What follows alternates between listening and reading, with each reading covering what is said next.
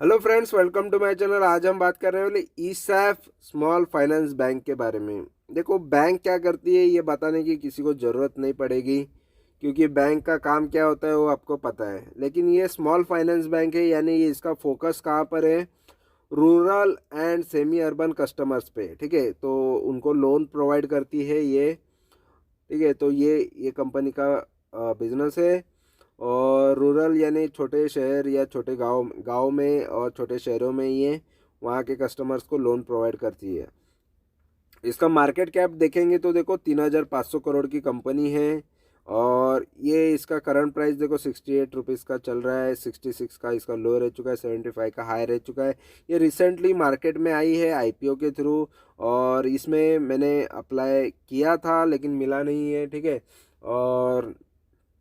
और यहाँ पर देखेंगे स्टॉक का पी आपको नज़र आएगा, जस्ट 11 का पी है। पी अच्छा है इसका। आरओसी कम है लेकिन आरओई काफ़ी अच्छा है। फेस वैल्यू देख सकते हो 10 का है। ठीक है, और अगर हम देखेंगे तो ये स्टॉक देखो एक साल में काफ़ी उतार चढ़ाव, एक साल तो कंप्लीट हुए नहीं है। जस्ट यहाँ पर देख सकते हो जब ये मार्केट में आया यानी 10 नवंबर को, वहाँ से ये देखो 69 से देख सकते हो काफ़ी बढ़ा, फिर नीचे भी आया। ठीक है, और ये 73 तक गया, फिर से डाउन आया। तो फिलहाल मुझे अभी ये अपॉर्चुनिटी नज़र आ रहा है ये स्टॉक के अंदर, इसलिए मैंने इसमें इन्वेस्टमेंट किया है। इसको ट्रेडिंग भी करना, ट्रेडिंग पर्पज़ से लिया हुआ है। ठीक है, अगर मुझे लगता है कि इसके कुछ स्टॉक रखने हैं लॉन्ग टर्म के लिए, वो भी मैं रख दूंगा। लेकिन सबसे पहले अपडेट मैं आपको पहले दे दूंगा कि ये स्टॉक को मैंने कुछ स्टॉक बेचा है या पार्शली बेचा है या पूरा का पूरा बेचा है, वो सब कुछ मैं आपको अपडेट दे दूंगा। ठीक है, और अगर हम देखेंगे तो इसमें देखो पॉजिटिव कुछ भी नहीं है। दो चीज़ें नेगेटिव है, जो है इसका लो इंटरेस्ट कवरेज रेशियो, और दूसरा है इसका लो रिटर्न ऑन इक्विटी। तो रिटर्न ऑन इक्विटी कम कर रही है 3 साल के हिसाब से। और ये बैंक के अंदर देखो, प्राइवेट बैंक के अंदर ये कंपेयर किया जा रहा है, जिसके अंदर एचडीएफसी बैंक सबसे नंबर 1 पे है, जिसका शेयर मेरे पास है। और आईसीआईसीआई बैंक वो भी मेरे पास है। कोटक बैंक ये भी है। तो तीनों बैंक मैंने होल्ड किए हुए हैं, उसके वीडियोस आपको मेरे चैनल पे मिल जाएंगे। ठीक है, axis bank, IndusInd bank, IDBI bank, IDFC first, फिर इसके बाद इक्विटास स्मॉल, इक्विटास नहीं, ईसैफ स्मॉल। ठीक है, ईसैफ स्मॉल फाइनेंस बैंक ये सबसे नीचे आपको नज़र आएगी इसके मार्केट कैपिटल के वजह से। और क्वार्टरली रिजल्ट देखेंगे तो देखो आपको नज़र आएगा ये जो रेवेन्यू है कंपनी का 2022 में, सितंबर 2022 में 688 करोड़ से 943 करोड़ तक ग्रो हुआ है, तो ये चीज़ अच्छी है।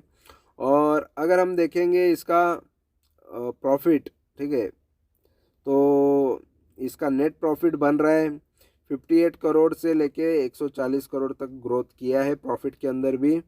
तो प्रॉफिटेबिलिटी कंपनी की मुझे अच्छी नज़र आ रही है।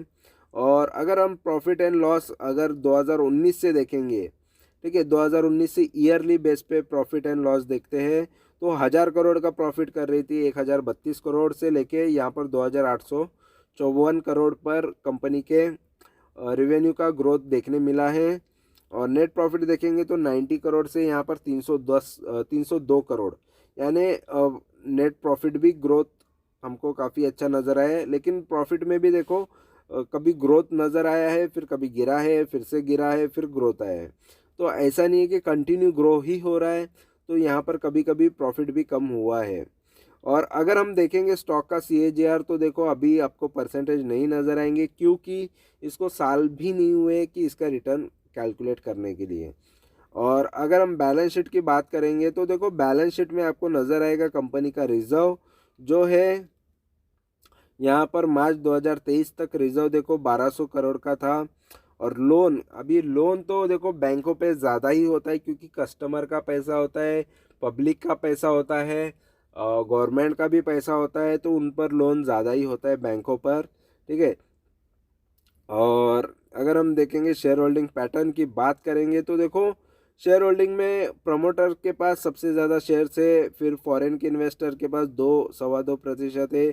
डोमेस्टिक इन्वेस्टर के पास, इंडिया के जो बड़े इन्वेस्टर हैं उन्होंने भी 12.5% इन्वेस्ट करके रखा है। और पब्लिक ने देखो लगभग 21-22% इन्वेस्टमेंट किया है। तो सभी ने ये स्टॉक के अंदर इन्वेस्ट किया हुआ है, तो स्टॉक अच्छा है इसीलिए सब लोग हैं इसके अंदर। और देखो अभी अभी मार्केट में आई है, तो इसको और भी आगे बढ़ना है। 5 साल 10 साल में जो भी इसका ग्रोथ होगा, जितने भी रिटर्न्स ये देगा, सब कुछ डिपेंड है इसके प्रॉफिटेबिलिटी पे, इसके सेल्स पे। तो सब कुछ हम देखने वाले हैं। अभी तो ये मेरे पोर्टफोलियो में ऐड हो चुका है, तो जो भी अपडेट आएगा मैं आपको ज़रूर बताऊंगा। और इसमें से अगर मैं ट्रेड करके निकल रहा हूँ तो वो भी अपडेट में मेरे टेलीग्राम चैनल, जो कि कम्प्लीटली फ्री ही रहने वाला है, फ्री का नॉलेज मैं आपको मेरे एक्सपीरियंस शेयर कर रहा हूँ, ठीक है। तो जो भी इसमें से प्रॉफिट होगा वो भी मैं आपको बताऊंगा, कितने प्रतिशत के प्रॉफिट ले रहा हूँ। और साथ में ये स्टॉक में जो भी अपडेट आएगा, या इसमें से कुछ स्टॉक में अगर मैं रख रहा हूँ तो वो भी मैं आपको बताने वाला हूँ। तो वीडियो अच्छा लगा है तो ज़रूर चैनल को सब्सक्राइब करो, लाइक करो, कमेंट करो, दोस्तों के साथ शेयर करो। Thank you very much for watching my video. Thank you, bye bye.